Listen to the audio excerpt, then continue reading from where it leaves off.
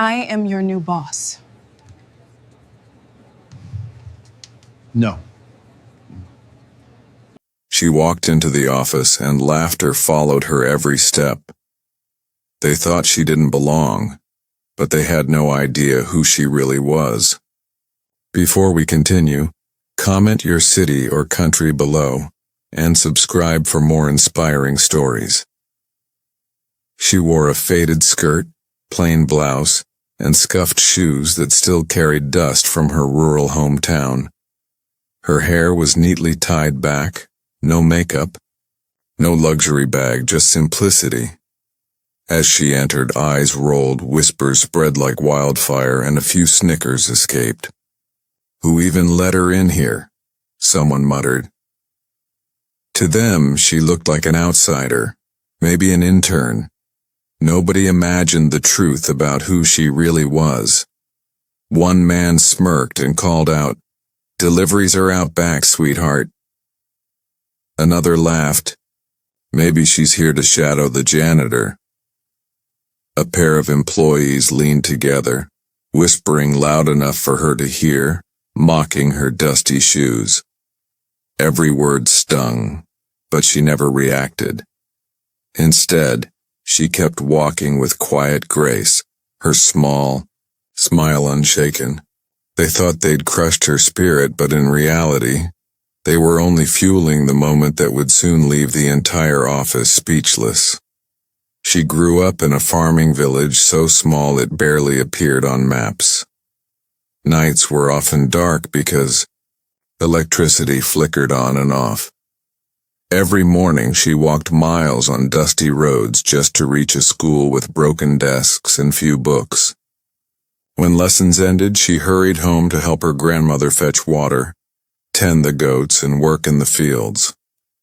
Life was heavy, but she carried it with determination.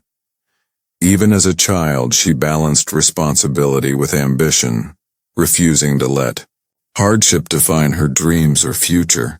Her brilliance couldn't stay hidden.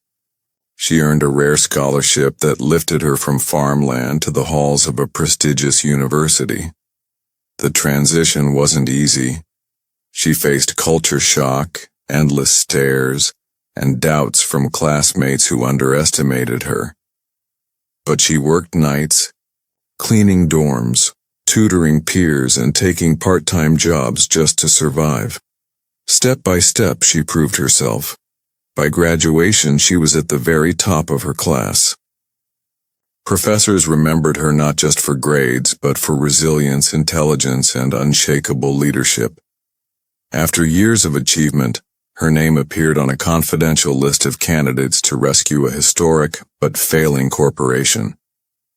She was chosen quietly, without fanfare, to be the new CEO. But instead of walking in with photographers or a polished entourage, she made a different choice: to arrive exactly as herself, simple, grounded, and true to her roots. The company had no clue who she really was, and that secret would soon shatter every assumption made that morning. When she entered the boardroom, the room grew still, then erupted in muffled laughter. Executives exchanged glances, smirking at the sight of her plain clothes. One manager leaned back in his chair and waved dismissively. "Sorry, sweetheart, this meeting is for executives only." She didn't flinch. Instead, she walked to the head of the table, placed her worn leather folder down, and looked directly at him. "Perfect," she said calmly. "Then I'm sitting exactly where I need to be." The laughter froze when the head of HR entered. With a bright smile, he announced, "Ladies and gentlemen, meet our new CEO." The words struck the room like lightning. Silence pressed heavy in the air. Eyes widened, faces flushed. The same people who had whispered minutes ago now shifted, uncomfortably in their seats. A few rushed to their feet, fumbling to shake her hand.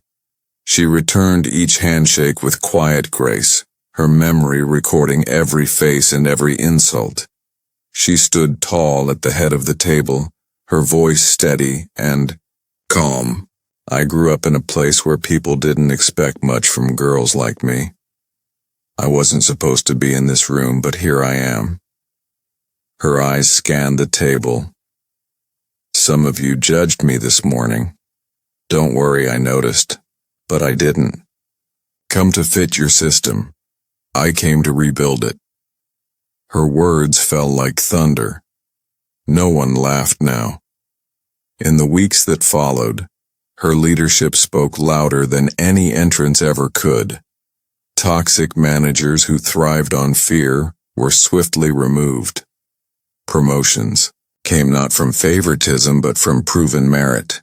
She launched new programs to recruit and mentor young talent from small towns, voices like hers once ignored. Slowly, the office changed. The same employees who mocked her dusty shoes now looked to her with genuine respect, realizing true power had walked among them from the very beginning. This story isn't just about becoming a CEO, it's about presence, resilience, and quiet strength. She showed the world that you don't need expensive suits or grand entrances to make history. Sometimes the boldest move is walking into a room knowing you belong, even when others doubt you. Have you ever been judged before people knew your worth? Share your story in the comments, like this video if it inspired you, and don't forget to subscribe for more powerful narratives.